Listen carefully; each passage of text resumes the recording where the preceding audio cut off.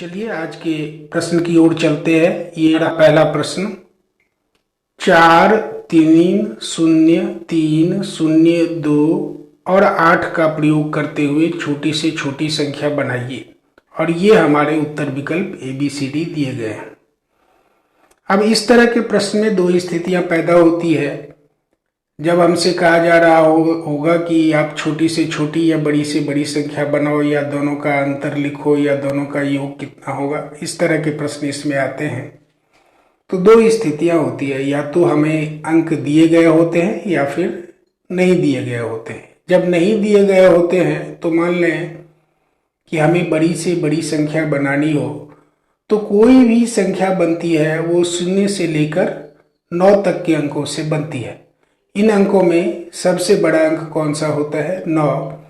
तो यदि प्रश्न में अंक नहीं दिए गए हों और हमें बड़ी से बड़ी संख्या बनानी हो, तो जितने अंकों की वो संख्या हमसे पूछी जा रही है, हम उतनी बार 9 को लिख लेंगे। उदाहरण के लिए अगर 4 अंकों की बड़ी से बड़ी संख्या बनाने के लिए कहा जाए और कोई अंक प्रश्न में नहीं दिए गए हों, तो हम 4 बार 9 लिखेंगे। इस तरह से प्राप्त संख्या होगी 9999, जो कि 4 अंकों की सबसे बड़ी संख्या होगी।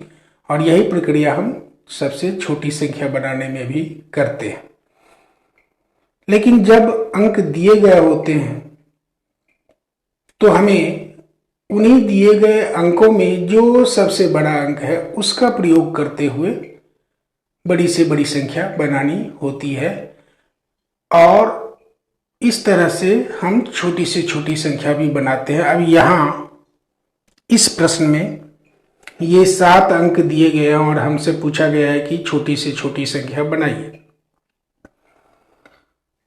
यहाँ पर सबसे छोटा अंक है 0। अगर हम 0 से शुरुआत करेंगे छोटी से छोटी संख्या बनाने में, तो सबसे पहले हम 0 रखेंगे और उसके बाद बढ़ती क्रम में अंकों को रखते चले जाएंगे। इस तरह से प्राप्त संख्या ही हमारी सबसे छोटी संख्या होगी। तो चलिए हम इन अंकों के आधार पर संख्या बनाते हैं। 0 है, इसमें सबसे छोटा अंक, तो हमने लिख दिया 0। फिर एक 0 है तो हमने लिख दिया 0। अगर और एक 0 होता तो हम लिखते 0। यानी कि सबसे पहले सबसे छोटी संख्याओं को सबसे छोटे अंकों को लिखना है। लेकिन यहाँ 2 0 है तो हमने 2 बार लिख दिया 0। उसके बाद जो सबसे छोटी संख्या है वो है सबसे छोटा अंक है वो है 2, तो हमने लिख दिया 2। उसके बाद 2 बार 3 है तो हमने लिख दिया 2 बार 3। और फिर 4 और 8 है। बढ़ते क्रम में हमने इन सारे अंकों को लिख दिया। इस तरह से 7 अंकों की, यहाँ गिनने में तो 7 अंक आ रहे हैं, एक संख्या बनी। अब आपसे मैं पूछ रहा हूं कि इस संख्या को आप पढ़ें। आप इस संख्या को क्या पढ़ेंगे? 23,348। अब आपसे मैंने कहा कि जब ये 7 अंकों की संख्या थी तो आपने 1000 कैसे पढ़ा? ये तो 10 लाख के गुणक में या 10 लाख से ऊपर होनी चाहिए, लेकिन आपने उसको 1000 पढ़ा। तो इसमें कितने अंक आपने पढ़ने में यूज किए? 5। ठीक है, लेकिन हमें अंक तो दिए गए हैं 7। तो इसका मतलब हम इस तरह से नहीं बनाएंगे, ये गलत है। हम कैसे बनाएंगे? तो 0 को हम, यानी कि अपनी संख्या की शुरुआत 0 से नहीं करेंगे, इसलिए कि वो गिनती में नहीं आएगा। तो हमने सबसे पहले लिखा 2 और इसके ठीक बाद हम 0 को लिखेंगे। चूंकि 0 2 बार है तो हमने लिख दिया 2 बार 0।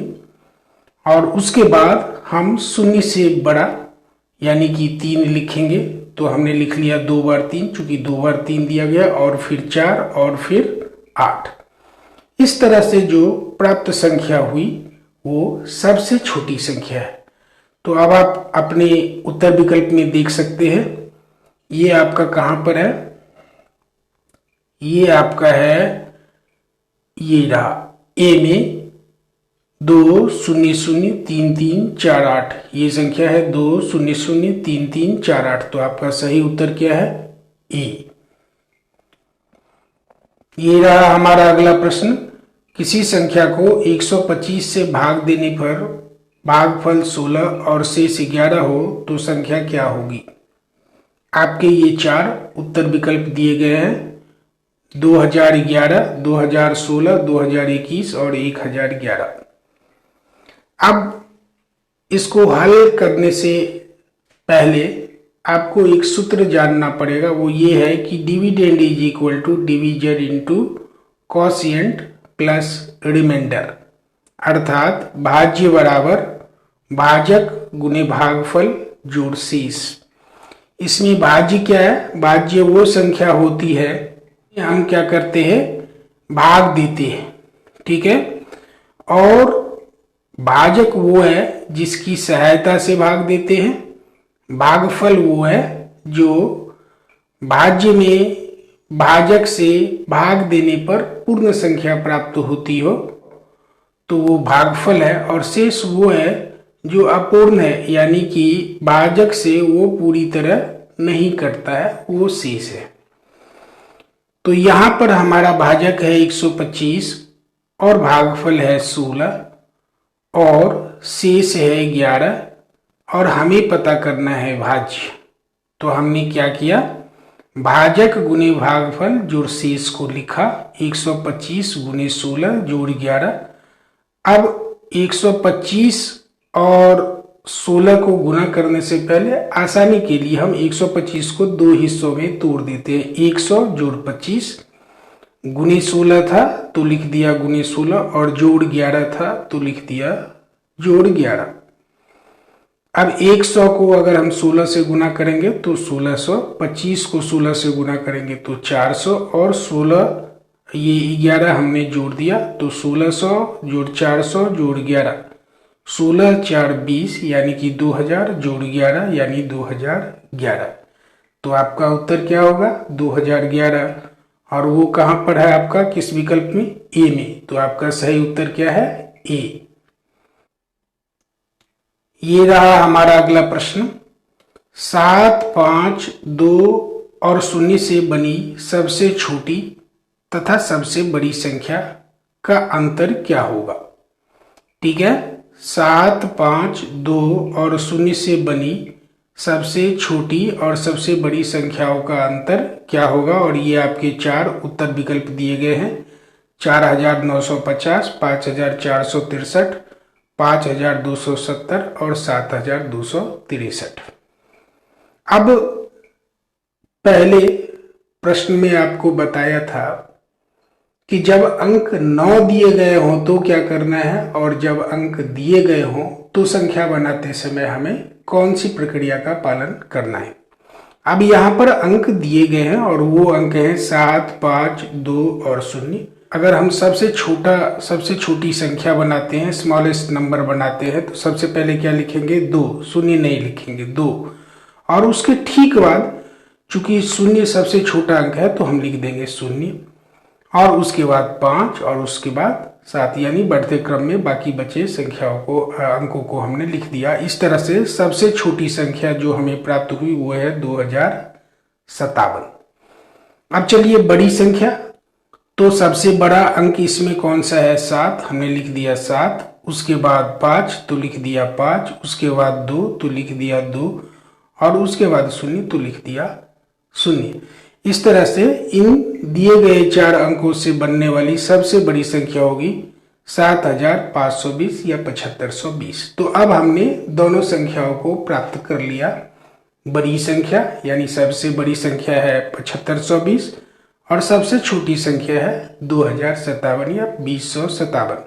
अब हमसे पूछा गया कि इनका अंतर बताइए, यानी कि बड़ी संख्या में से छोटी संख्या को घटाना है तो घटा लेते हैं।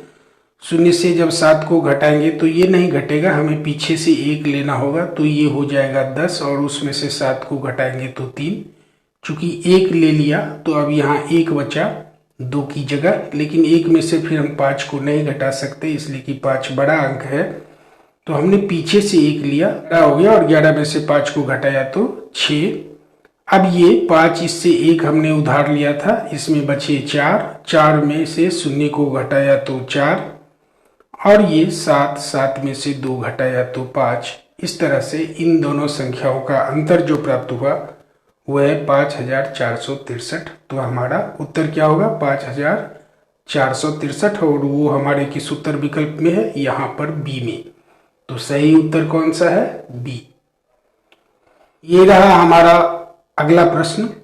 10.1/4 घटे 7.1/2 यहाँ पर भाग 3/4 का 2/3 जोड़ 3 का मान क्या होगा। और ये हमारे 4 उत्तर विकल्प दिए गए हैं, 8.1/3, 8.1/4, 8.1/2 और 8.2/3। अब चलिए इसको हल करते हैं। तो हमने सबसे पहले क्या किया, इसको लिखा 10.1/4 घटे 7.1/2 भाग 3/4। अब याद करिए बॉडमास वाला, सबसे पहले हमें किसकी क्रिया करनी होगी, ऑफ की या का की, तो वो हमने कर दिया। तो का को इसकी क्रिया करते समय हमने गुना का चिन्ह प्रयोग किया, तो हमने 3/4 गुने 2/3 जोड़ 3 लिख दिया। अब 3 और 3 कैंसिल हो गया और 2 से इस 4 को काटेंगे तो हमें मिलेगा 2। ठीक है, ये हो गया 10 गुने 4 जोड़ 1 बराबर 41, यानी 10 गुने 4 बराबर 40 जोड़ 1 बराबर 41/4 घटे 7 गुने 2 जोड़ 1 यानी कि 15/2 भाग 1/2। ये सबका मान अब कितना आएगा, 1/2, तो लिख दिया भाग 1/2 जोड़ 3। अब आपको पता होगा कि का के बाद हम किसकी क्रिया करेंगे, अब भाग की क्रिया करेंगे। लेकिन उससे पहले हम इसमें देखते हैं कि ब्रैकेट में हम इसको कैसे लिखते हैं। अब देखिए 41/4 गुणे 15/2 गुणे 2/2। अब ये मैंने क्यों लिखा 15/2 गुने 2/2 क्यों लिखा, मैं बता रहा हूं। देखिए यहां पर क्या है, हर में 4, तो आगे यानी अगले स्टेप में क्रिया करने में हमें आसानी हो, इसलिए हमने इसके हर को भी 4 करने के लिए 2 से गुना किया। अब चूंकि नीचे में 2 से गुना किया तो इससे संख्या के मान में परिवर्तन आ जाएगा, तो उस परिवर्तन को रोकने के लिए हमने क्या किया, ऊपर में भी 2 से गुना कर दिया, यानी कि अब 15/2 के मान में कोई परिवर्तन नहीं होगा जब हम 15 को ऊपर में 2 से गुना करेंगे और 2 को नीचे में 2 से गुना करेंगे। ठीक है, यानी कि इसका कुल मान 15/2 ही रहेगा। और ये भाग अब गुना में बदलेगा, तो ये 2 ऊपर चला जाएगा, तो हो गया गुने 2 और ये जोड़ 3। ठीक है, 41/4। अब यहां पर देखिए 15 गुने 2 बराबर 30 और 2 गुने 2 बराबर 4। अगर हम इसका एलसीएम लेंगे तो 4 ही आया, तो क्या हो जाएगा 41 घटे 30/4 गुने 2 जोड़ 3, यानी कि 2 दूनी 4 हो जाएगा। अब 41 घटे 30/2, अब 41 में से आप 30 को घटाएंगे तो क्या आएगा 11, तो 11/2 और जोड़ 3, तो ये आपका क्या हुआ 11/2 को आप ऐसे लिख सकते हैं 5.1/2, यानी कि 5 गुने 2 10 हो गया और जोड़ 1 11/2 अभी भी ये है और जोड़ 3। अब देखिए ये 5 और इस 3 को जोड़ लीजिए, हो गया 8 और ये 1/2, यानी कि 8.1/2। ये आपका उत्तर है और ये किस उत्तर विकल्प पे है, 8.1/2 सी में। तो आपका सही उत्तर क्या होगा, सी। ये रहा हमारा प्रश्न। 5.6, 0.65 और 2.678 का योग है और ये आपके 4 उत्तर विकल्प दिए गए। अब इन संख्याओं को जोड़ने के लिए हमें कुछ अतिरिक्त प्रयास या अतिरिक्त प्रक्रिया नहीं अपनानी है।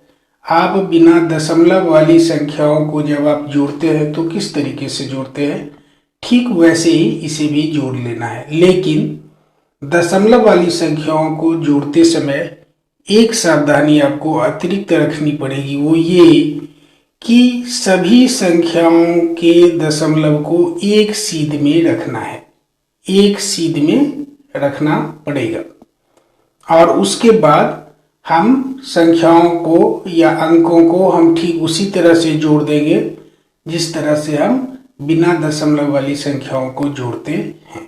ठीक है, अब चलिए इसको पहले जोड़ लेते हैं।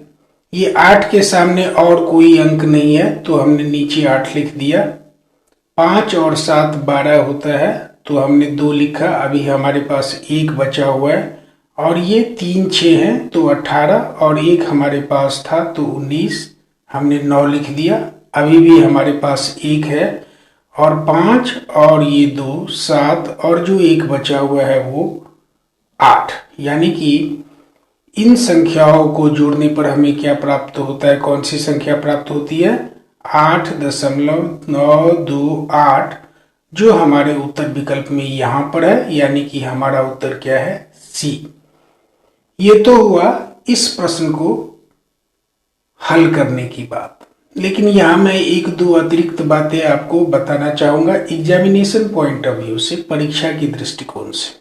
वो ये कि कई बार हम उत्तर विकल्पों को देखकर भी उत्तर चुन सकते हैं और इससे समय की बचत होती है, जो खासकर प्रतियोगिता परीक्षाओं में हमारे लिए बहुत उपयोगी होता है।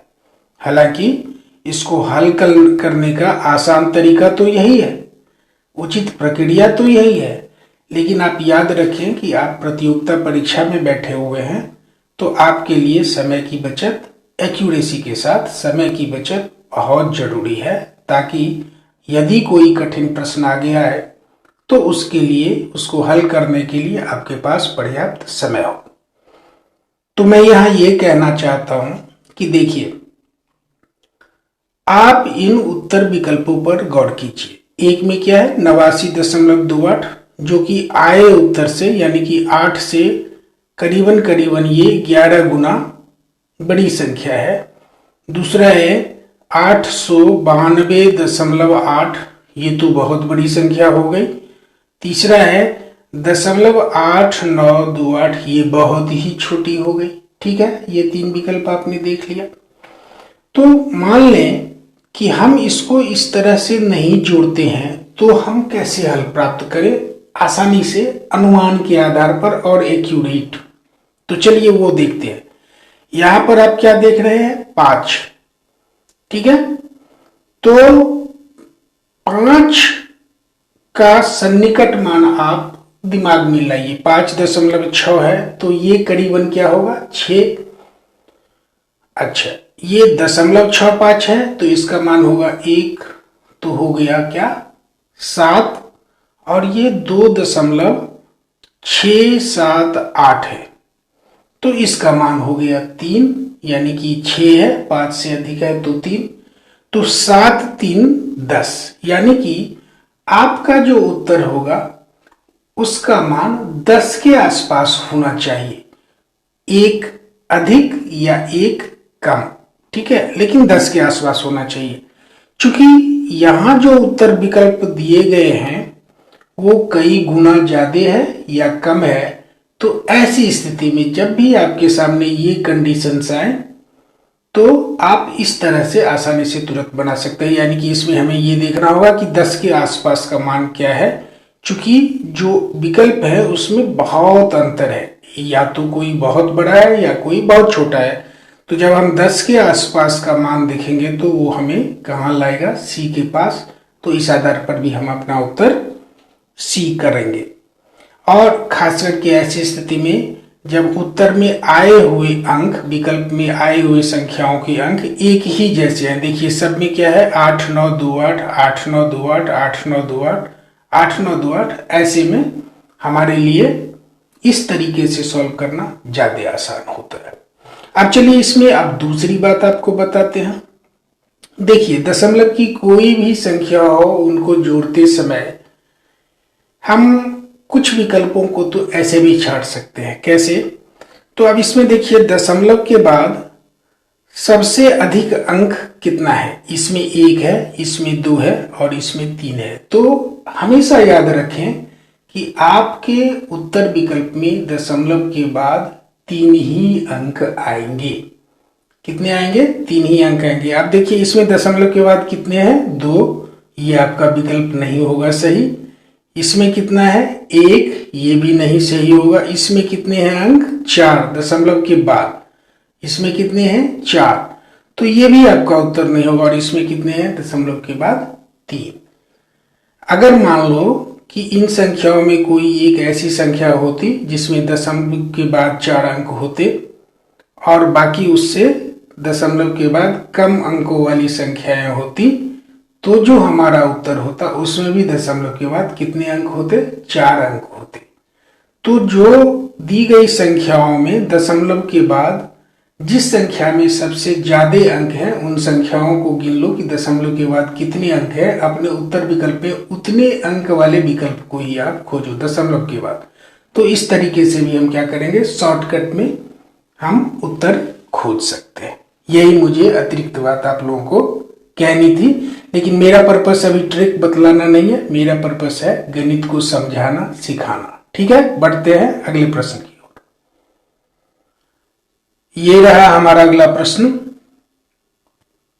2.05 जोड़ 1.01 गुने 2.99 का निकटतम मान कौन सा है? निकटतम मान मतलब सन्निकट मान, इसी को अंग्रेजी में हम क्या कहते हैं? Nearest value.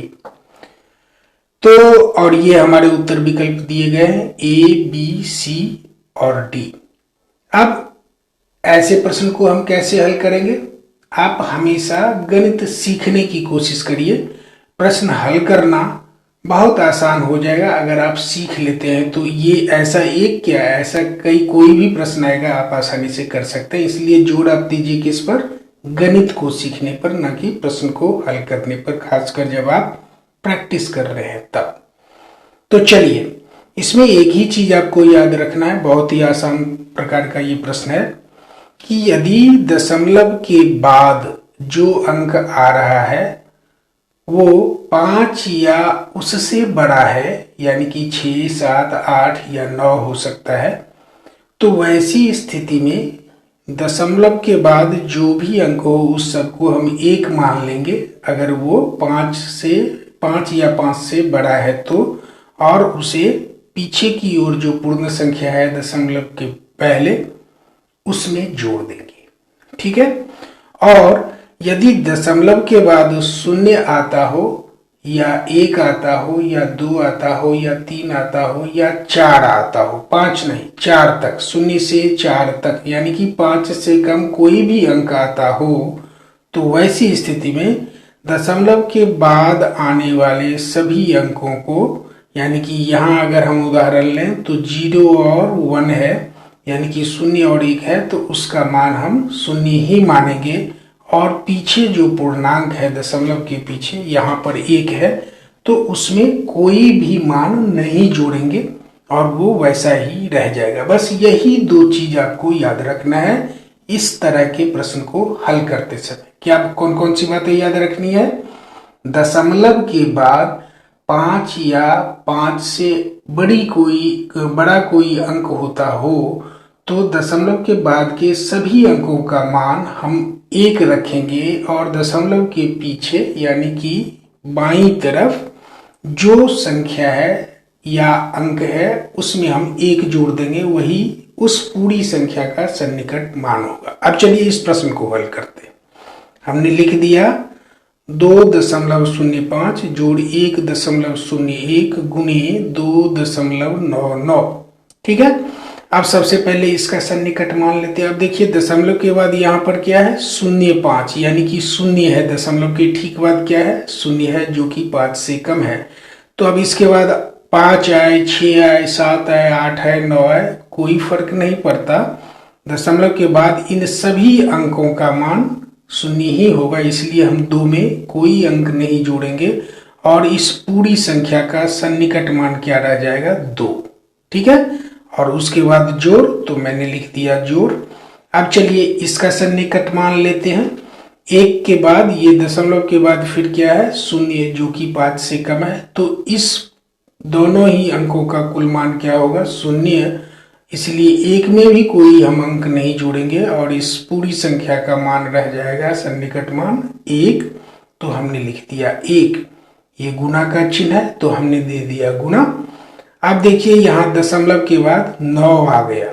ठीक है, अब 9 के आगे कौन सा अंक है? 9 के बाद 9 है, 5 है, 4 है, 2 है, इससे कोई फर्क नहीं पड़ता। दशमलव के ठीक बाद वाला अंक, और ये दशमलव के ठीक बाद वाला अंक कौन सा है यहाँ पर? 9। यदि वो अंक 5 या 5 से बड़ा हो तो पीछे की संख्या यानी दशमलव के बाईं ओर जो संख्या या अंक है उसमें हम 1 जोड़ लेंगे। तो यहाँ पर 9 है यानी कि 5 से बड़ा अंक है, तो इसीलिए इस 0.99 का पूरा मान क्या हो जाएगा? 1, और उसको हम जोड़ लेंगे किसमें? 2 में, तो 2 1 3, तो हमने लिख दिया गुणे 3। इस तरह से हमें अब कौन सा समीकरण प्राप्त हुआ? व्यंजक प्राप्त हुआ 2 जोड़ 1 गुणे 3। अब इसको कैसे करेंगे? 2 1 3 गुणे 3 नहीं कर लेना, पहले हम गुणा की क्रिया करेंगे। 1 गुणे 3 बराबर 3, और ये हम इसमें जोड़ लेंगे 2 में, तो 2 जोड़ 3, और 2 और 3 कितना हो गया? 5। तो हमारा उत्तर क्या होगा? 5, और ये हमारा कौन सा विकल्प सही होगा? सी। ये रहा हमारा अगला प्रश्न। 20 घटे बड़ी कोष्ठक शुरू 18 घटे मध्यम कोष्ठक शुरू 8 भाग 4 घटे छोटी कोष्ठक शुरू 8 घटे 6 भाग 3 छोटी कोष्ठक बंद भाग 3 मध्यम कोष्ठक बंद बड़ी कोष्ठक मान। अब कह रहा है कि इस व्यंजक का क्या मान होगा, और ये हमारे उत्तर विकल्प है 1 2 3 और 4। अब देखिए, इन व्यंजकों को हल करते समय जो चीज आपके दिमाग में होनी चाहिए वो ये है कि सबसे पहले छोटी कोष्ठक की क्रिया करेंगे, फिर मध्यम कोष्ठक की, और सबसे अंत में बड़ी कोष्ठक की। ठीक है, तो चलिए इसको हमने ऐसे ही लिख लिया। 20 घटे बड़ी कोष्ठक शुरू 18 घटे मध्यम कोष्ठक शुरू 8 भागा 4 घटे छोटी कोष्ठक शुरू 8 घटे 6 भागा 3 छोटी कोष्ठक बंद भाग 3 मध्यम कोष्ठक बंद बड़ी कोष्ठक बंद। ठीक है, तो अब हम क्या करेंगे? कहां से शुरू करेंगे प्रक्रिया को? गणितीय क्रिया को कहां से शुरू करेंगे? छोटी कोष्ठक से। अब छोटी कोष्ठक में देखिए 2 गणितीय चिन्ह है, एक घटा का और एक भाग का। तो अब पहले किसको करेंगे? तो वही बॉडमास वाला रूल, पहले हम किसको करेंगे? भाग का। तो हम सबसे पहले 6 भागा 3 यानी कि 2 आया, तो छोटी कोष्ठक में क्या मान बचेगा? 8 घटे 2 यानी 2, इसमें से 8 में से 2 घटाएंगे तो क्या आएगा? 6। तो उसको हमने लिख लिया यहाँ पर 20 घटे बड़ी कोष्ठक शुरू 18 घटे मध्यम कोष्ठक शुरू 8 भागा 4, और ये देखिए 8, तो हमने लिख दिया 8, और 6 भाग 3 बराबर 2 आया तो लिख दिया 2, फिर छोटी कोष्ठक बंद भाग 3 मध्यम कोष्ठक बंद और बड़ी कोष्ठक बंद। ठीक है, अब अगले चरण में चलते हैं। 20, यहाँ 20 के बदले हमने लिख लिया 20 माइनस यानी घटे बड़ी कोष्ठक शुरू 18 घटे मध्यम कोष्ठक शुरू 8 भाग 4, तो लिख दिया भाग 4, और इसको घटाने पर कितना आया था? 6। ये घटे का सिंबल है, तो घटे 6, और अब हमारा छोटी कोष्ठक का क्रिया संपन्न हुआ, तो भाग 3 मध्यम कोष्ठक बंद बड़ी कोष्ठक बंद। अब हम किस कोष्ठक की क्रिया करेंगे? मध्यम कोष्ठक की। मध्यम कोष्ठक में भी क्या करेंगे? अब 4 में से 6 घटाना शुरू नहीं कर देना, दोनों तरफ देखो। पहले हम क्या करेंगे? भाग की क्रिया करेंगे, यानी कि 8 भाग 4 और 6 भाग 3। 8 में अगर हम 4 से भाग दें तो 2, और 6 में भाग दें तो कितना आएगा?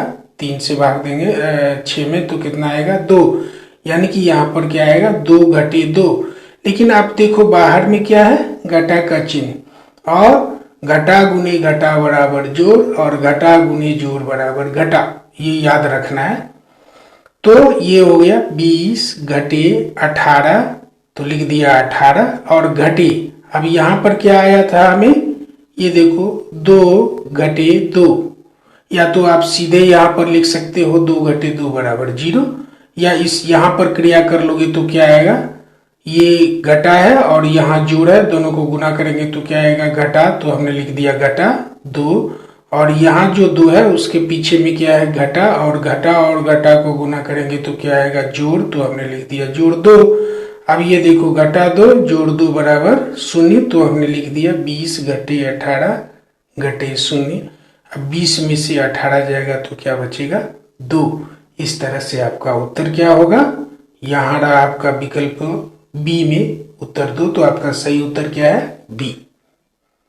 इस प्रश्न को देखो, 75 के अभाज्य गुणनखंड हैं 7 गुने 2 गुने 5, 3 गुने 5 गुने 5, 5 गुने 5 गुने 3 गुने 2 और 7 गुने 5 गुने 2 गुने 3।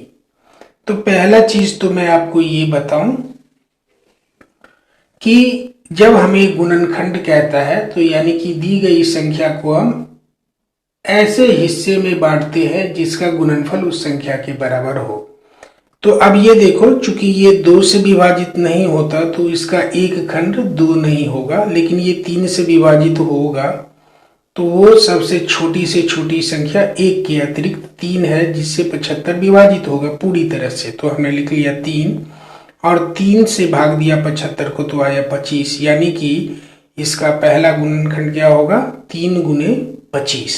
ठीक है, लेकिन हमें क्या कह रहा है कि अभाज्य गुणनखंड यानी कि प्राइम फैक्टर निकालने के लिए बोल रहा है। और अभाज्य का मतलब क्या होता है कि वो अंक या वो संख्या या तो खुद से विभाजित होता हो या फिर 1 से विभाजित होता हो। अब यहाँ देखो 3 के बारे में तो ये सही है कि ये अभाज्य है, ये या तो 3 से पूरी तरह से विभाजित होगा या फिर 1 से।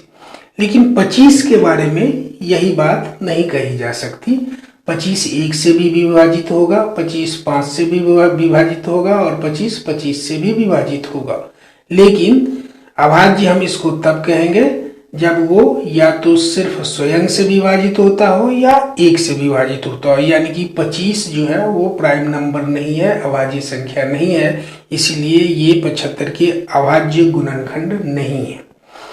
3 तो है, तो अब हम 25 को तोड़ते हैं। 25 के 2 गुणनखंड हैं, जैसे 5 गुने 5, 5 गुने 5 बराबर 25, तो हमने लिख लिया 3 और 25 के बदले हमने लिख दिया 5 गुने 5। अब ये क्या है? 75 के गुणनखंड है, जिसमें 3 भी अभाज्य संख्या है, 5 भी अभाज्य संख्या है, यानी कि अब ये 75 के कौन से गुणनखंड है? अभाज्य गुणनखंड है, 3 गुने 5 गुने 5। और ये आपके उत्तर विकल्प में कहां पर है? यहाँ पर है, बी में। तो आपका सही उत्तर क्या है? बी। लेकिन एक चीज और हम बताना चाहते हैं यहाँ पर, फिर से मैं जैसे कि पहले क्वेश्चन में बताया था कि थोड़ा अगर आप दिमाग लगाओगे तो ये प्रक्रिया करने की जरूरत नहीं है और आपका बहुत सारा समय बचेगा। अब ये देखो, अब गुणनखंड अभाज्य हो या कोई सा भी गुणनखंड हो, लेकिन इन सभी अंकों या संख्याओं को गुना करने पर मान तो 75 ही आना चाहिए ना, वो कोई कम या अधिक तो नहीं होगा ना। अब यहाँ आप अपने विकल्प को देखो, 7 गुने 2 बराबर 14 गुने 5 बराबर 70, ये तो 75 है ही नहीं, तो ये तो हमारा उत्तर होगा नहीं। अब चलो इसमें देखो, 5 गुने 5 25 गुने 3 बराबर 75 गुने 2 बराबर 150, यानी ये भी हमारा विकल्प नहीं होगा। 7 गुने 5 यानी 35 गुने 2 बराबर 70 गुने 3 बराबर 210, ये भी हमारा विकल्प नहीं होगा। यानी कि हमें हल करने की जरूरत नहीं है, हल करके जांच करने की जरूरत नहीं है, हम यहाँ पर सीधे गुना करके मन ही मन देख लेंगे कि कौन 75 है, खास करके जब इस तरह के विकल्प दिए गए हों तो इसलिए जैसे ही क्वेश्चन मिले आपने पढ़ा और लगे हल करना शुरू हो गए, तो ये जरूरी नहीं है, कई बार सिर्फ देख के ही हम आंसर बता सकते हैं। जैसे कि यहाँ पर हम सिर्फ इसको गुना करके चेक कर लेंगे कि ये 75 से कम है या अधिक है, क्या है, जबकि हमें वो विकल्प चाहिए जो 75 है और ऐसा विकल्प सिर्फ एक है आपके पास, बी। तो इस आधार पर भी हम उत्तर कर सकते हैं। इस क्वेश्चन को देखिए, दो संख्याओं का महत्तम समापवर्त 4 और लघुत्तम समापवर्त क्या है? 48। यदि पहली संख्या 12 है तो दूसरी संख्या बताइए। ठीक है, और ये हमारे उत्तर विकल्प है 8, 16, 4 और 12। अब एक सूत्र मैं बता रहा हूं कि जब आपको इस तरह के प्रश्न दिए जाएं तो हमेशा याद रखिए कि महत्तम और लघुत्तम का गुणनफल दोनों ही संख्याओं के गुणनफल के बराबर होता है, यानी कि जिन दो संख्याओं का महत्तम या लघुत्तम आप निकाल रहे हैं उन दोनों ही संख्याओं का गुणनफल महत्तम और लघुत्तम के गुणनफल के बराबर होता है, यानी कि first number into second number is equal to HCF into LCM। ठीक है, पहली संख्या गुने दूसरी संख्या बराबर महत्तम समापवर्तक गुने लघुत्तम समापवर्तक।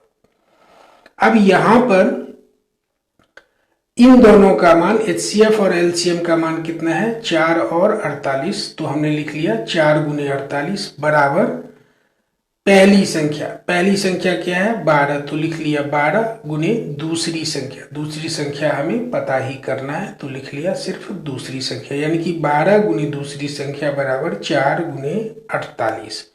तो दूसरी संख्या बराबर क्या होगा, इस 4 गुने 48 के नीचे बट्टे में 12 आ जाएगा, तो हमने लिख दिया 4 गुने 48 बट्टे 12। अब आप 48 को 12 से काटेंगे तो कितना आएगा 4, और 4 को गुना करेंगे तो कितना आएगा 16, यानी कि वो दूसरी संख्या कौन सी है 16, जो आपके उत्तर विकल्प में यहां पर है। तो इसका मतलब आपका सही उत्तर विकल्प क्या है, बी। इस प्रश्न को देखें, सोनीपत से जयपुर के लिए एक बस सुबह 4:15 पर चलती है और रास्ते में आधे घंटे के लिए रुकती है। यह बस जयपुर 12:10 पर दोपहर पहुंचती है। बस ने जयपुर पहुंचने के में कितना समय लगाया, यही आपका प्रश्न है। यानी कि एक बस है जो सोनीपत से सुबह 4:15 पर चलती है, आधा घंटा वो कहीं पर बीच में रुकती है और 12:10 दोपहर में वो जयपुर पहुंचती है। तो हमसे पूछा जा रहा है कि बताओ जयपुर पहुंचने में उस बस को कितना समय लगा, और ये हमारे उत्तर विकल्प दिए गए हैं 8 घंटा 55 मिनट, 7 घंटा 55 मिनट, 7 घंटा 45 मिनट और 8 घंटा 45 मिनट। अब आप गौर कीजिए कि बस कितने बजे जयपुर पहुंचती है, 12:10, यानी कि मिनट क्या है इसमें 10, और चलती कितने बजे है 4:15, मिनट क्या है 15। अब अगर हम 10 में से 15 घटाएंगे तो ये संभव नहीं है। तो अब हम क्या करेंगे कि जो पहुंचने का समय है, यानी कि टाइम ऑफ अराइवल या अराइवल टाइम, वो है 12:10।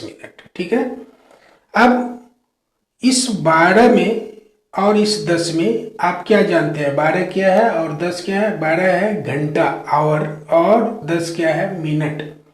अब हम क्या करते हैं कि 12 में से 1 घंटा निकाल लेते हैं, हमने लिख दिया -1 आवर यहाँ पर। तो अब इसमें क्या बचेगा 11 घंटा, और 1 घंटे में कितने मिनट्स होते हैं 60, वो हमने इसमें जोड़ देना है। ठीक है, तो हम 12:10 को गणित के हिसाब की सुविधा के लिए 11 घंटा 70 मिनट भी लिख सकते हैं, यानी कि 12 घंटा 10 मिनट को हम 11 घंटा 70 मिनट भी लिख सकते हैं, हमने लिख लिया। तो अब ये हुआ पहुंचने का समय 11 घंटा 70 मिनट। अब बस के खुलने का समय क्या था 4 घंटा 15 मिनट, तो हमने लिख दिया 4 घंटा 15 मिनट। अब जैसे संख्याओं को आप घटाते जोड़ते हैं वैसे इसको हम घटा लेंगे, तो 70 में से 15 को घटाएंगे तो कितना आया 55, और 11 में से 4 को घटाएंगे तो कितना आया 7, यानी कि 7 घंटा 55 मिनट, यानी कि उसको कितना समय लगा 7 घंटा 55 मिनट, जो आपके किस उत्तर विकल्प में है सी में। तो आपका सही उत्तर क्या हुआ सी। अब एक चीज आप लोगों को कंफ्यूजन हो रहा होगा, वो ये हो सकता है कहीं को नहीं भी हो, कि वो ये प्रश्न में कह रहे हैं कि ये आधे घंटे के लिए बस रुकती है, तो कई बच्चे क्या करेंगे कि इसमें आधा घंटा और जोड़ लेंगे। ठीक है, जो कि गलत है, इसलिए कि वो आधे घंटे बस रुकती हो या 5 घंटे, पहुंचती थी तो बस 12:10 पर है दोपहर में जयपुर। और हमसे ये नहीं पूछा जा रहा है, हमसे पूछा जा रहा है कि जयपुर पहुंचने में उसे कितना समय लगा। मान लो कि वो सारा दिन बस खड़ी ही रहती तो हम कहते शायद 20 घंटा, अगर 2 दिन तक खड़ी रहती तो हम कहते शायद 60 घंटा। ठीक है, तो वो कितनी देर बस खड़ी रहती है ये मैटर नहीं करता, जो हमारा समय दिया गया है हम उस हिसाब से करेंगे। इसका मैं आपको एक सबूत भी देता हूँ। मान लो कि ये हम अभी कह रहे हैं कि 7 घंटा 55 मिनट हमारा उत्तर है। मान लेते हैं तर्क के लिए, बहस के लिए, कि ये आधा घंटा और समय लगता है, तो इसमें हम 30 मिनट और जोड़ेंगे, तो 55 और 30 कितना हो गया? 85। अब 85 में से 60 मिनट निकाल लेंगे, घंटा बना लेंगे, तो कितना बच गया उधर? 25 और 60 मिनट 1 घंटा हुआ, हम इसमें जोड़ देंगे तो क्या होगा? 7 1 8 और 8 घंटा 25 मिनट। यानी कि फिर तो हमारे उत्तर विकल्प में कहीं 8 घंटा 25 मिनट होना चाहिए, नहीं है।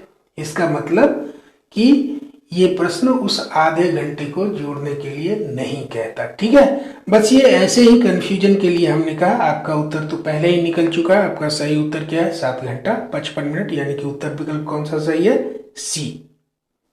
इस प्रश्न को देखें। 120 मीटर लंबी एक रेलगाड़ी 24 किलोमीटर प्रति घंटा की चाल से चलते हुए 160 मीटर लंबे प्लेटफॉर्म को पार करती है। बताइए रेलगाड़ी को प्लेटफॉर्म पार करने में कितना समय लगेगा? और ये हमारे उत्तर विकल्प दिए गए हैं। 40 सेकेंड, 42 सेकेंड, 38 सेकेंड और 30 सेकेंड। अब एक चीज आप देखिए, इसमें कई सारे समय की इकाइयां दी गई हैं। एक तो ये घंटा में है, ये देखिए सेकेंड में है ना? अच्छा, ये किलोमीटर में है, ये दूरी की इकाई मीटर में है। तो गणित में इस तरह के प्रश्नों को हल करते समय हमेशा आप यूनिफॉर्मिटी ऑफ यूनिट्स जरूर रखिए, यानी कि इकाइयों में समानता रखिए। यदि मीटर में रखना है तो किलोमीटर को मीटर में बदल लीजिए, अगर किलोमीटर में रखना है तो मीटर को किलोमीटर में बदल लीजिए। इसी तरह से यदि घंटा में रखना है तो सेकंड को घंटा या मिनट को घंटा में बदल लीजिए, और यदि मिनट में रखना है तो घंटा और सेकंड को मिनट में बदल लीजिए। ठीक है, मेरे कहने का मतलब है कि जो राशियां दी गई हैं, चाहे वो समय हो या दूरी हो या कुछ और भी हो, खास करके यहाँ तो समय और दूरी ही ये दो तरह की राशियां होती हैं, तो उसमें हम इकाई एक ही रखेंगे। या तो किलोमीटर रखिए या मीटर रखिए, या फिर उधर घंटा रखिए या मिनट रखिए या सेकंड रखिए। ठीक है, अन्यथा आपके उत्तर गलत हो सकते हैं। तो चलिए इसको सॉल्व करते हैं। सबसे पहले हम क्या करते हैं, चूंकि ये दूरी मीटर में है तो हम इसकी रफ्तार को, यानी कि इसकी स्पीड को या इसकी चाल को हम क्या करेंगे? किलोमीटर प्रति घंटा की जगह मीटर, ये देखिए ये किलोमीटर को हम क्या करेंगे? मीटर में बदलेंगे, और चूंकि यहाँ सेकंड है तो हम मीटर प्रति सेकंड में बदल लेते हैं कि इसकी स्पीड क्या है। तो चलिए, स्पीड हम जानते हैं फॉर्मूला कि चाल बराबर दूरी बट्टे समय होता है, यानी कि speed is equal to distance upon time. तो यहाँ पर दूरी क्या है? 24 किलोमीटर, और समय क्या है? 1 घंटा। प्रति घंटा मतलब 1 घंटा, तो 24 किलोमीटर और बच्चे 1 घंटा। अब 1 किलोमीटर में कितने मीटर्स होते हैं? 1000। तो हमने इसको मीटर में बदल दिया, 24 गुने 1000। और 1 घंटे में कितने मिनट? 60 मिनट। और 60 मिनट में कितने सेकेंड हो गए? 1 मिनट में 60 सेकेंड, तो 60 मिनट में 60 गुने 60 सेकेंड। तो लिख दिया हमने, क्या हुआ? 24 गुने 1000 बट्टे 7 गुने 7। इस सब को आप काटोगे तो आएगा 20/3, यानी कि इस रेलगाड़ी की ये स्पीड या इसकी चाल क्या है? 20 मीटर प्रति सेकेंड। ठीक है, अब देखिए आपकी सारी इकाइयां क्या है, ये मीटर में भी आ गया और ये समय की इकाई अब सेकेंड में है। तो ठीक है, बाकी को बदलने की जरूरत नहीं। अब चलिए हम कुल दूरी देख लेते हैं। अब ये देखिए 120 मीटर किसकी लंबाई है? गाड़ी की। और प्लेटफॉर्म की लंबाई कितनी है? 160 मीटर। यानी कुल दूरी फिर क्या होगी? ट्रेन की लंबाई यानी रेलगाड़ी की लंबाई और प्लेटफॉर्म की लंबाई को हम जोड़ लेंगे, तो 120 मीटर और जोड़ 160 मीटर, इन दोनों से मिलकर क्या बना? 280 मीटर। ठीक है, अब समय का फॉर्मूला हमें पता है, दूरी बट्टे चाल, यानी कि time is equal to distance upon speed. Distance क्या है? 280 मीटर, और स्पीड क्या है? 20/3 मीटर प्रति सेकेंड। तो हमने लिख दिया 280/20/3। अब देखो ये 3 ऊपर आ जाएगा, गुना हो जाएगा, यानी कि 280 गुने 3/20। अब 280 को 20 से काटेंगे तो 14 आएगा, और 14 को 3 से गुना करेंगे तो 42 आएगा। यानी कि इस 120 मीटर लंबी रेलगाड़ी को 24 किलोमीटर प्रति घंटा की रफ्तार से 160 मीटर लंबे प्लेटफॉर्म को पार करने में कुल कितना समय लगेगा? 42 सेकेंड। और ये 42 सेकेंड आपके किस उत्तर विकल्प में है? बी में। तो आपका सही उत्तर क्या हुआ? बी। इस प्रश्न को देखें, बहुत ही आसान प्रश्न है। x का मान बताएं यदि x का 5% जोड़ 70 का 10% बराबर हो। और ये हमारे उत्तर विकल्प दिए गए हैं 98, 94, 100 और 90। बहुत आसान है। चलिए इसको हल करते हैं। तो हमने क्या कहा, यहां पर x का 5%, तो x गुने 5% जोड़ 70 का 10%, 70 गुने 10% बराबर 12। इसको एक व्यंजक के रूप में हमने, एक इक्वेशन के रूप में हमने लिख लिया। ठीक है। अब x और गुने 5% का सीधा मतलब पिछले क्लासेज में बताया कि जब किसी अंक के साथ या संख्या के साथ प्रतिशत हो और उसका मान हो हमें जानना हो तो हम उसे भिन्न के रूप में कैसे लिखेंगे? जितनी संख्या उसके नीचे 100 डाल देना है। यहाँ क्या है? ये अंक है 5% यानी कि 5/100। 10% मतलब 10/100। 20% मतलब 20/100। ठीक है। तो चलिए x गुने 5/100 जोड़ 70 गुने 10% का मतलब 10/100 बराबर 12। तो x गुने 5/100 जोड़ 70 गुने 10/100 बराबर। अब ये कट गया। 10 से हम 100 को काटेंगे, 10 आएगा, और इसको 10 से काटेंगे तो 7 आएगा। तो ये क्या हो जाएगा? x गुने 5/100 बराबर। अब इसमें देखिए ये 7 इधर आएगा तो क्या हो जाएगा? घटेगा, यानी कि 12 घटे 7 बराबर क्या हो जाएगा? 5। ठीक है। यानी कि x गुने 5/100 बराबर 5। अब हम क्रॉस मल्टीप्लीकेशन कर लेंगे। x गुने 5 बराबर 5 गुने 100। ठीक है। यानी कि अब ये 5 और ये 5 कट जाएगा तो इधर क्या बच जाएगा? लेफ्ट हैंड साइड में बाईं ओर हमारे पास x बचेगा और दाईं ओर क्या होगा? 100 बचेगा। यानी कि x बराबर क्या होगा? 100। तो इस दिए गए व्यंजक में x का मान क्या होगा? 100। और ये हमारे किस उत्तर विकल्प में है? सी में। तो सही उत्तर क्या है? सी। ये रहा क्वेश्चन। एक व्यक्ति ने 185 रुपये में एक रेडियो खरीदा और उसने 35 रुपया उसकी मरम्मत पर खर्च कर दिए। बताइए 80 रुपया लाभ कमाने के लिए वह उसे कितने रुपये में बेचे? और ये हमारे 4 उत्तर विकल्प दिए गए हैं। 300 रुपया, 350 रुपया, 400 रुपया और 450 रुपया। अब यहाँ पर आपको एक चीज ध्यान देना है कि इसकी वास्तविक खरीद मूल्य, यानी कि जितने में इसने खरीदा वो तो 185 रुपया है, लेकिन उसके बाद उसने उस पर 35 रुपये और खर्च किए उसकी मरम्मत पर।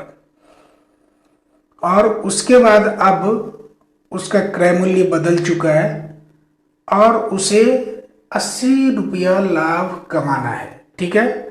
तो चलिए अब इसको हल करते हैं। यानी कि total cost of the radio, तो ये हम कैसे निकालेंगे? यानी कि रेडियो का कुल मूल्य क्या होगा, उसकी कुल कीमत क्या होगी? 185 रुपया में 35 रुपया जो उसके मरम्मत पर खर्च किया गया वो हम जोड़ देंगे। तो जोड़ दिया 185 जोड़ 35, इनको आप जोड़ोगे तो 220 रुपया आएगा। यानी कि रेडियो की कीमत अब क्या हो गई? 220 रुपया। और कह रहा है कि 80 रुपया उसे लाभ कमाना है। तो क्रय मूल्य में या खरीद के मूल्य में हम 80 रुपया और जोड़ देंगे तो हमें क्या प्राप्त हो जाएगा? विक्रय मूल्य। यानी कि अगर उसे 80 रुपया कमाना है तो अपने क्रय मूल्य पर उसे जोड़ना है उस लाभ को, तो क्या प्राप्त होगा? क्रय मूल्य जोड़ लाभ, लाभ बराबर क्या होता है? विक्रय मूल्य। तो हमने लिखा selling price is equal to cost price plus profit, यानी कि विक्रय मूल्य बराबर क्रय मूल्य जोड़ लाभ। अब क्रय मूल्य यानी कि कुल लागत जो उसकी आई थी 220 रुपया और लाभ जो कि 80 रुपया उसे कमाना है, तो 220 जोड़ 80 बराबर 300। यानी कि उस व्यक्ति को यदि 80 रुपया कमाना है तो अपनी रेडियो को वो अब कितने में बेचेगा? 300 रुपया में। और वो हमारे किस उत्तर विकल्प में उपलब्ध है? यहाँ पर ए में। तो हमारा सही उत्तर क्या होगा? ए। इस प्रश्न को देखिए, एक आयताकार खेल के मैदान की लंबाई और चौड़ाई का अनुपात 4:3 है। यदि उसकी परिमिति 70 मीटर है तो क्षेत्रफल होगा, और ये हमारे 4 उत्तर विकल्प दिए गए हैं, 400 वर्ग मीटर, 200 वर्ग मीटर, 600 वर्ग मीटर और 300 वर्ग मीटर। अब इस प्रश्न को देखने के बाद हमें जिन 2 चीज़ों की जरूरत होगी हल करने के लिए वो हैं, पहला कि आयत की परिमिति और आयत के क्षेत्रफल का हमें सूत्र ज्ञात होना चाहिए। आयत की परिमिति क्या होती है? आयत के चारों भुजाओं की योग, या हम ये कह सकते हैं 2 गुने उसकी लंबाई और चौड़ाई का योग, चूंकि आयत के आमने सामने की भुजाओं की लंबाई क्या होती है? बराबर होती है। ठीक है। और दूसरा, आयत का क्षेत्रफल क्या होता है? उसकी लंबाई गुने उसकी चौड़ाई। ये 2 सूत्र आपका इसमें प्रयोग होगा हल करने के लिए। अब चलिए प्रश्न के हिसाब से हम उसको हल करते हैं। प्रश्न में कह रहा है कि जो खेल का मैदान है उसके लंबाई और चौड़ाई का अनुपात 4:3 है। अगर हम मान लेते हैं कि लंबाई और चौड़ाई दोनों में x यूनिट शामिल हो तो उसका अनुपात क्या होगा? 4x अनुपात 3x, यानी कि लंबाई 4x और चौड़ाई 3x। अब पेरीमीटर यानी परिमिति is equal to 70 which is given in the question. ये देखो परिमिति कितना है? 70 मीटर, यानी कि पेरीमीटर कितना हो गया? 70 metre, and that is equal to twice of the sum of the length and breadth, यानी कि 2 गुने लंबाई जोड़ चौड़ाई के बराबर होता है परिमिति। तो 2 गुने लंबाई क्या है? 4x, और चौड़ाई क्या है? 3x। तो जोड़ दिया, यानी कि 70 बराबर 2 गुने 4x जोड़ 3x। तो 4x जोड़ 3x कितना हुआ? 7x। तो 7x गुने 2 बराबर 70। सो 7x बराबर 70/2 या 35। सो x बराबर 35/7 यानी कि 5, यानी x इकाई का मान कितना होगा? 5। तो उसके लंबाई और चौड़ाई का अनुपात क्या हो जाएगा? 4 गुने 5। चूंकि ये 4x है तो 4 गुने 5, और 3x है तो 3 गुने 5, यानी कि 20:15। 4 गुने 5 बराबर 20, 3 गुने 5 बराबर 15, यानी कि उसकी लंबाई और चौड़ाई का अनुपात क्या है? 20:15, यानी लंबाई उसका क्या है? 20 मीटर और चौड़ाई क्या है? 15 मीटर। ठीक है। तो अब उसका एरिया क्या होगा? एरिया बराबर हमने बताया आपको कि area is equal to length into breadth, और यानी कि लंबाई गुने चौड़ाई, और लंबाई क्या निकला? 20, और चौड़ाई क्या निकला? 15 मीटर। तो 20 गुने 15, और इन दोनों को गुना करोगे तो आएगा 300, और क्षेत्रफल की इकाई क्या होती है? मीटर स्क्वायर, इसीलिए हमने लिख दिया वर्ग मीटर या मीटर स्क्वायर। तो उस खेल के मैदान का क्षेत्रफल क्या हुआ? 300 वर्ग मीटर या 300 मीटर स्क्वायर, और ये हमारे उत्तर विकल्प में कहाँ पर है? यहाँ पर है। तो हमारा सही उत्तर क्या होगा? डी। इस प्रश्न को देखिए, एक कमरा 12 मीटर लंबा, 10 मीटर चौड़ा और 6 मीटर ऊंचा है। इसकी दीवारों पर 100 पैसा प्रति वर्ग मीटर की दर से रंग कराने में क्या खर्च होगा? 100 पैसा, ध्यान रखो 100 पैसा, और उत्तर विकल्प जो दिया गया है वो रुपये में है। हमारे उत्तर विकल्प क्या क्या है? 264, 262, 260 और 240। कई बार मैंने कहा है, चूंकि इस तरह के क्वेश्चंस आते ही रहते हैं तो आप लोगों को जानना चाहिए कि इकाइयों में समानता बहुत जरूरी है। अब देखिए यहाँ पर क्या है, एक जगह इकाई है पैसा प्रश्न में, और उत्तर में दिया है रुपया, यानी कि हमें एक इकाई रखना है, या तो पैसा या रुपया। चूंकि यहाँ पर उत्तर में विकल्प रुपया है तो हमें आगे चल के अपने उस इकाई को रुपया में ही बदलना होगा, पैसे को रुपया में। ठीक है। अब देखिए, कमरे में 4 दीवार होते हैं। ठीक है। तो इन चारों दीवारों पर अगर वो रंग कराता है तो 2 दीवार का अलग अलग 2-2 दीवार का क्षेत्रफल होगा। तो पहले 2 दीवारों का क्षेत्रफल क्या होगा? अब ये देखो, और ये इसलिए होता है कि उसके लंबाई, चौड़ाई और ऊंचाई में अंतर है। कैसे? तो दो दीवारों का क्षेत्रफल क्या होगा? 2 गुने लंबाई गुने चौड़ाई। अब देखो, दो ऐसे दीवार होंगे जिसकी लंबाई 10 मीटर और चौड़ाई 6 मीटर होगी। तो ऐसे दो दीवारों का क्षेत्रफल क्या होगा? 2 गुने 10 गुने 6, 10 गुने 6 बराबर 60 और गुने 2 बराबर 120 वर्ग मीटर।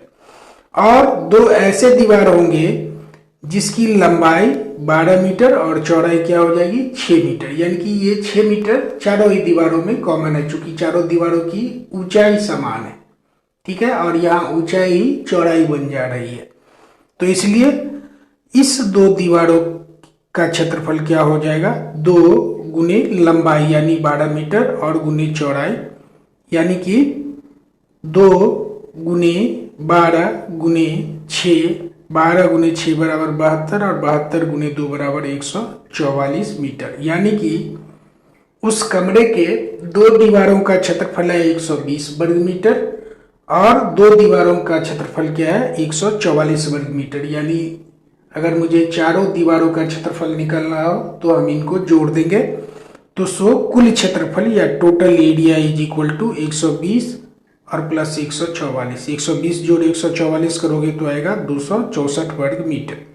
अब देखिए, एक वर्ग मीटर की रंगाई करने में उसे 100 पैसा लगता है, यानी कि 1 रुपया लगता है। और चारों दीवारों का क्षेत्रफल हमने निकाला है 264 वर्ग मीटर। तो 264 वर्ग मीटर की रंगाई कराने में उसकी कुल कीमत क्या आएगी? 264 गुने 1 रुपया यानी कि 264 रुपया, ठीक है। यानी कि 12 मीटर लंबा, 10 मीटर चौड़ा और 6 मीटर ऊंचे कमरे की रंगाई करने में 100 पैसा प्रति वर्ग मीटर की दर से या 1 रुपया प्रति वर्ग मीटर की दर से कुल खर्चा कितना आएगा? 264।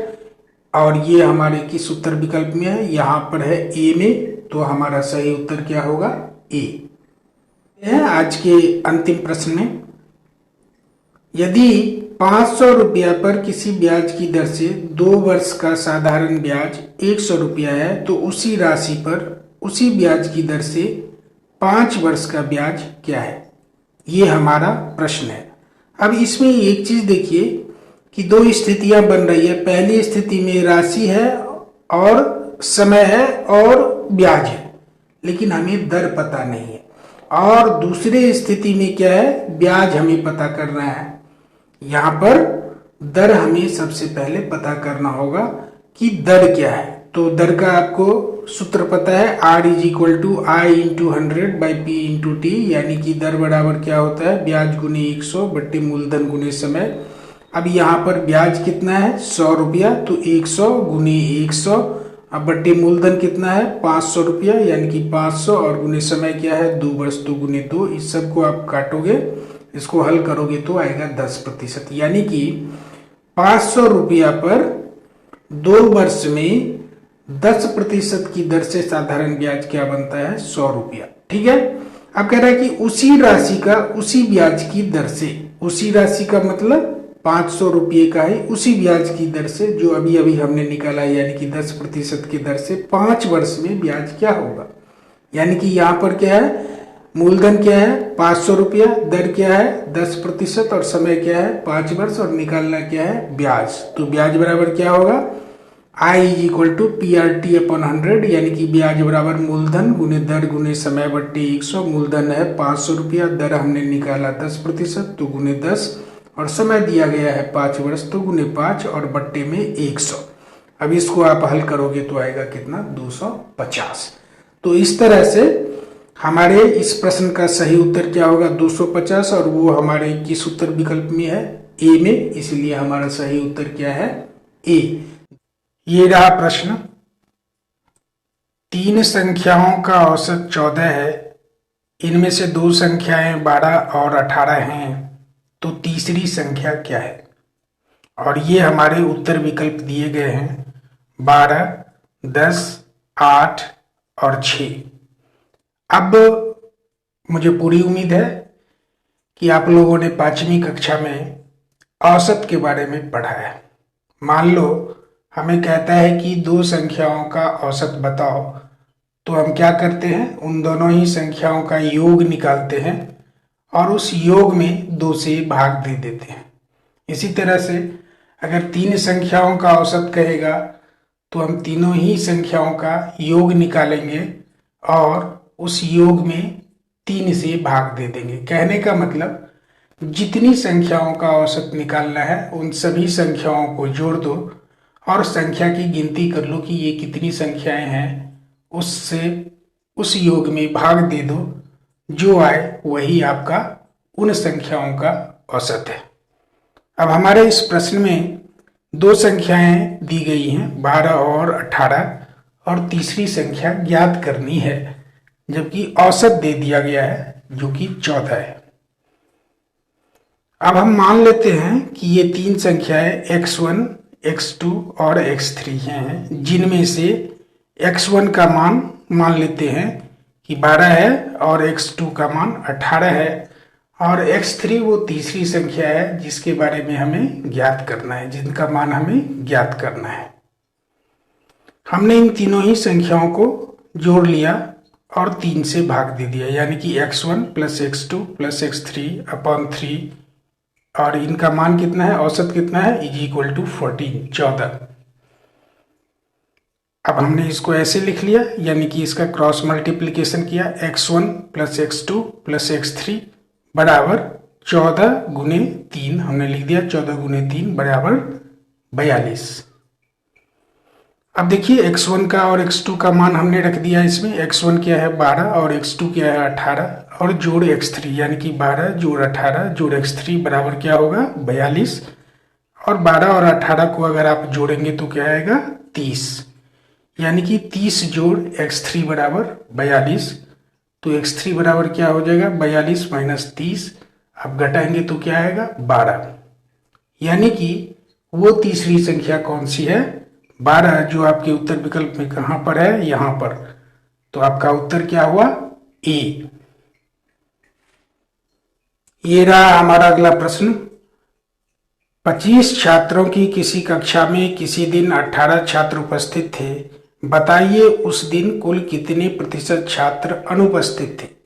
और ये हमारे उत्तर विकल्प दिए गए हैं 30%, 28%, 34% और 32%। अब आप प्रश्न को गौर से देखिए, यहां पर 3 चीजें दी गई है। पहला कि छात्र कुल कितने थे, दूसरा कि कितने उपस्थित थे, और पूछा जा रहा है अनुपस्थित छात्र और उसका भी प्रतिशत। ठीक है, तो इसको हम ऐसे सॉल्व करते हैं कि हम नंबर ऑफ एब्सेंटीज यानी कि अनुपस्थित छात्रों की संख्या ज्ञात करते हैं। अब कुल छात्र कितने थे 25 और उपस्थित कितने थे 18, तो अनुपस्थित निकालने के लिए हमें क्या करना होगा, कुल छात्रों में से उपस्थित छात्रों की संख्या को घटा लेना होगा, यानी कि 25 घटे 18 बराबर कितना आएगा 7। ठीक है, अब ये 7 छात्र अनुपस्थित हैं, यानी कि एब्सेंट थे, प्रेजेंट नहीं थे, तब जब कुल छात्र उस कक्षा में कितने होते थे 25। इसका तो प्रतिशत फिर कैसे निकलेगा, यानी कि अनुपस्थित छात्रों का प्रतिशत क्या होगा, परसेंटेज ऑफ एब्सेंटी क्या होगा, एब्सेंट स्टूडेंट्स जो छात्र अनुपस्थित थे अपॉन टोटल स्टूडेंट्स यानी कि जो कुल छात्रों की संख्या थी उस कक्षा में, और मल्टीप्लाइड बाय 100, यानी कि अनुपस्थित छात्रों का प्रतिशत बराबर अनुपस्थित छात्रों की संख्या बटे कुल छात्र गुने 100। अनुपस्थित छात्र का अभी हमने निकाला, इनकी संख्या क्या थी 7 और कुल छात्र कितने थे 25, तो 7 बट्टे 25 गुने 100। अब 100 को आप 25 से काटेंगे तो कितना आएगा 4, और 4 को 7 से गुना करेंगे तो कितना आएगा 28, यानी कि उस छात्र में, उस स्कूल में यानी उस क्लास में कितने प्रतिशत छात्र अनुपस्थित थे 28%। और ये आपके उत्तर विकल्प में कहां पर है, यहां पर है, इसीलिए आपका सही उत्तर क्या होगा बी। ये रहा हमारा अगला प्रश्न। ए एक काम को 10 दिन में और बी उसी काम को 15 दिन में करता है। ए और बी दोनों साथ साथ मिलकर उस काम को कितने दिनों में पूरा करेंगे। और ये हमारे उत्तर विकल्प दिए गए हैं 2 दिन, 4 दिन 8 दिन और 6 दिन। ठीक है, तो पहले हम प्रश्न को समझ लेते हैं कि एक कोई काम है जिसको करने में ए को 10 दिन लग जाता है और बी को 15 दिन लग जाता है। यदि ए और बी दोनों ही मिलकर उस काम को करे तो वो कितने दिनों में कर लेगा, यही हमारा प्रश्न है। तो चलिए, यदि उस पूरे काम को करने में ए को 10 दिन लगता है तो ए उस काम का कितना हिस्सा एक दिन में कर लेगा, यानी कि ए द्वारा एक दिन में किया गया काम कितना होगा, 1/10। एक चीज मैं बताना चाहता हूं, यदि आपको कहे कि राम एक काम को 15 दिन में करता है तो एक दिन में वो कितना करेगा, 1/15। बस जितना दिन कह रहा है उसे एक के बट्टे में रख दो, वो एक दिन का काम होगा। ठीक है, 2 के बट्टे में रख दो, वो 2 दिन का काम होगा। 3 के बट्टे में रख दो, वो 3 दिन का काम होगा। ठीक है, जितना दिन कहे, यानी कि कहे कि सीता एक काम को 20 दिन में करती है, वो 4 दिनों में कितना काम करेगी, कुछ नहीं करना है, 4/20 कर दो। यानी दिनों की संख्या जितना वो बता रहा है इतने दिनों में कितना करेगी, तो जितने दिनों में वो कुल काम को करती है उसे बट्टे में रख दो, और ऊपर में जितने दिन के बारे में पूछा जाता है, जैसे यहाँ 4 दिनों में कितना करती है, तो 4 कितने दिनों में पूरा करती है, 20, तो 4/20 वो 4 दिनों में करेगी। तो बस यही चीज यहां भी लागू करना आपको। ए 10 दिन में उस काम को पूरा करता है तो एक दिन में कितना करेगा, 1/10। बी 15 दिन में उस काम को करता है तो एक दिन में कितना करेगा, 1/15। अब दोनों मिलकर एक दिन में कितना करेगा, तो दोनों को जोड़ देंगे, 1/10 जोड़ 1/15 हमने जोड़ दिया। अब 10 और 15 का हमने एलसीएम निकाला। आपको तो एलसीएम निकालना आपको आता है, निकालोगे तो क्या आएगा, 30। अब 10 से 30 में भाग दिया 3, 1 से गुना किया तो 3 आया, और 15 से 30 में भाग दिया तो 2, 1 से गुना किया तो 2 आया। तो 3 जोड़ 2/30 यानी 5/30 यानी 1/6। ठीक है, यानी कि ए और बी मिलकर एक दिन में उस काम का 1/6 हिस्सा कर लेगा। तो बताओ, वो अगर 1/6 हिस्सा किसी काम का एक दिन में करता है तो उस काम को पूरा करने में उसे कितना समय लगेगा, तो total days is equal to total work upon work done in 1 day by both of them. कुल काम एक हुआ, ठीक है, यानी कंप्लीट वर्क, बट्टे एक दिन में उसने कितना काम किया, 1/6। तो 1/1/6, ये 6 ऊपर चला जाएगा तो क्या आएगा, 6। यानी कि यदि वो दोनों मिलकर किसी काम का 1/6 भाग एक दिन में करता है तो 6 दिन में वो काम क्या कर लेगा, पूरा, यानी कि 6/6 पूरा कर लेगा। ठीक है, तो इसीलिए हमारा उत्तर क्या होगा, ये रहा हमारे ऑप्शन में, यहां पर है 6 दिन, तो हमारा आंसर क्या होगा, डी। ये रहा हमारा आज का अंतिम प्रश्न। 2 नल टंकी को क्रमशः 20 तथा 30 घंटे में भर सकते हैं। यदि दोनों नल एक साथ खोल दिए जाएं तो टंकी को भरने में कितना समय लगेगा, और ये हमारे उत्तर विकल्प दिए गए हैं, 12 घंटे, 10 घंटे, 8 घंटे और 18 घंटे। मित्रों, इससे पहले के क्वेश्चन में आपने देखा कि ठीक ऐसा ही था, ए एक काम को इतने दिनों में कर सकता है, बी उसी काम को इतने दिनों में कर सकता है। यदि दोनों मिलकर काम करें तो उसी काम को कितने दिनों में कर सकते हैं। ठीक ऐसा ही है, यहाँ पर क्या करता है कि मान लो ए नल इस टंकी को इतने घंटे में भर सकता है, बी नल इसको इतने घंटे में भर सकता है, दोनों नल खोल दिए गए तो कितने घंटों में उसको भर देगा। ठीक है, यानी कि इससे पहले का प्रश्न आपने जैसे बनाया, समझा, ठीक वैसे ही इसे भी बनाना है, बहुत सिंपल है। चलो इसको हल करते हैं। तो पहला नल इस टंकी को 20 घंटे में भर देता है, तो 1 घंटे में ये नल कितना हिस्सा भरेगा टंकी का, 1/20, और दूसरा नल 30 घंटे में टंकी को भर देता है तो 1 घंटे में कितना भरेगा, 1/30, है ना। यदि हम दोनों ही एक साथ खोल दें तो 1 घंटे में कितना होगा, दोनों को जोड़ लेंगे, 1/20 जोड़ 1/30। ठीक है, अब इसको जोड़ने पर हमें क्या मिलेगा, इन दोनों का एलसीएम लोगे तो 60 आएगा। 20 से 60 में भाग दिया तो 3, और 3 को 1 से गुना किया, यहाँ पर 3 लिख दिया। इसी तरह से 30 से 60 में भाग दिया तो 2, और 2 को 1 से गुना किया तो 2 लिख दिया। 3 और 2 को जोड़ लो 5, और बट्टे में ये 60। अब 5/60 का मतलब क्या हुआ, 5 से 60 को काटो, 12 आएगा, यानी कि 1/12 पार्ट। यानी यदि दोनों नल को एक साथ खोल दिया जाए तो दोनों मिलकर 1 घंटे में उस टंकी के 1/12 में हिस्से को भर देंगे। ठीक है, तो अब हमसे पूछा जा रहा है कि बताओ यदि दोनों नल साथ खोल दिए जाए तो पूरी टंकी कितनी देर में भर जाएगी। तो लगा हुआ समय क्या होगा, टंकी की कुल क्षमता जो है, और 1 घंटे में दोनों नल ने जितना हिस्सा टंकी का भर दिया, यानी कि कुल क्षमता तो 1 ही हो गया, और 1 घंटे में कितने हिस्से को भरा, 1/12 हिस्से को। अब इसीलिए हमने लिख दिया 1/1/12। अब 12 ऊपर चला जाएगा तो कितना होगा, 12। यानी कि यदि दोनों नल को एक साथ खोल दिया जाए तो दोनों नल मिलकर उस पूरी टंकी को कितने घंटों में भर देंगे, 12 घंटे में। ठीक है, तो ये 12 घंटा हमारा कहाँ पर है, किस विकल्प में, यहाँ पर है, इस विकल्प में।